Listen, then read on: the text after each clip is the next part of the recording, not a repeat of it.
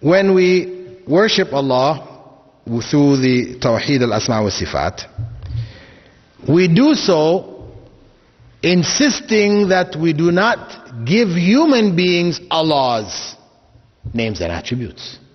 As we don't give Allah human attributes, or the attributes of His creation, we also should not give the creation the attributes of Allah, which is what has happened in certain groups. You can find it in the Old Testament, New Testament, where they speak of Melchizedek.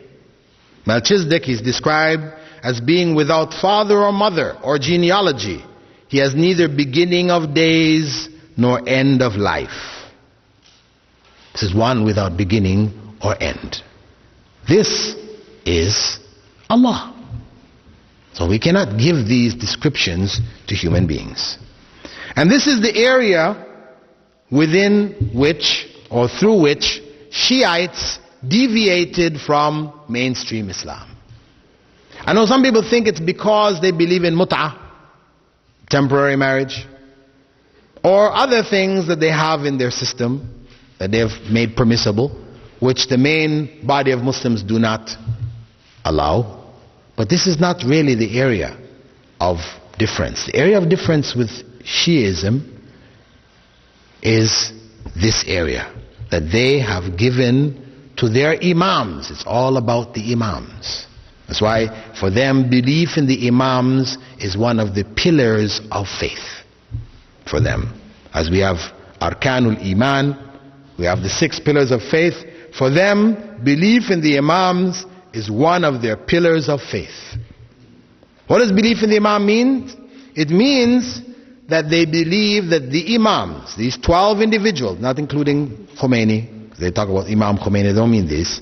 They mean Ali, Hassan, Hussein, those are his 2 sons, and from Hussein another 9 descendants who they call together the 12 imams.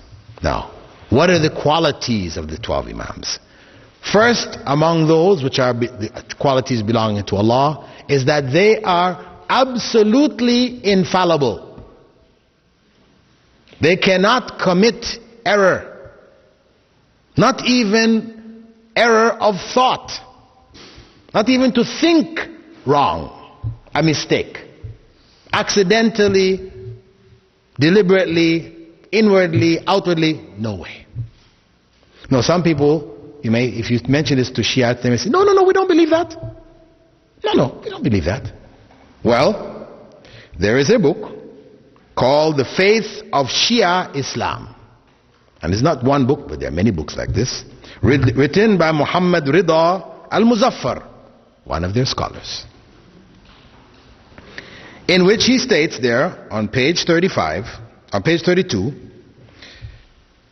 we believe that an imam must be infallible. That is to say, incapable of making errors or doing wrong, either inwardly or outwardly, from his birth to his death, either intentionally or unintentionally. What does that mean? We say that is Allah, incapable of error. Otherwise, as the Prophet ﷺ said, all of Adam's descendants commit errors, including the imams, including the prophets. So this is the beginning of their deviation. Secondly, they claim that the imams have absolute knowledge. They have knowledge of everything.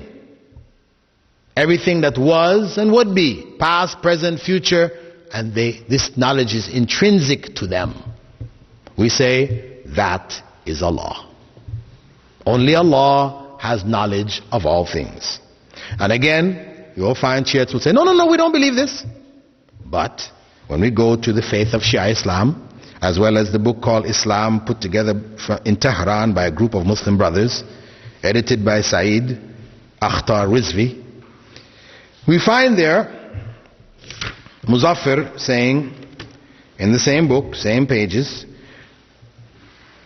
We maintain that the powers of the Imams to receive inspiration has reached the highest degree of excellence. And we say that it is a divinely given power. Well, however you say they got it, think about what it says. By this means, the Imam is able to understand information about anything, anywhere, and at any time. What does that mean? Knowledge about anything, anywhere, at any time.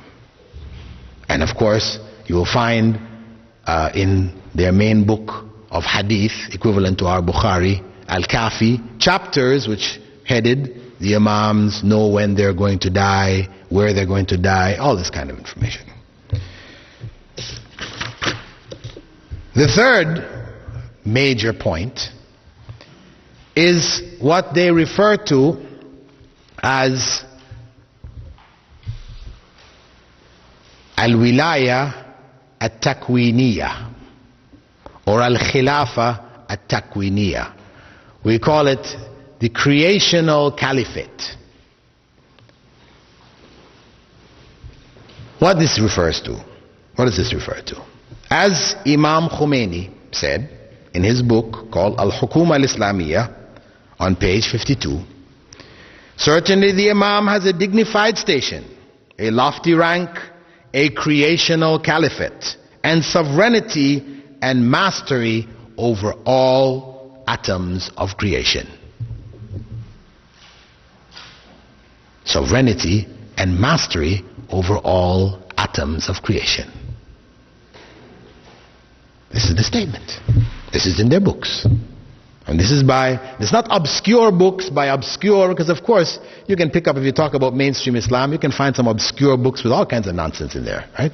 And they say, well, we don't really believe this. This is some obscure individual. We're talking about Imam Khomeini, the leader recognized by the main body of Shiites of the world, the Ithna Ashriyas of Iran and Iraq, as being their modern leader, source of knowledge, Ayatullah, right?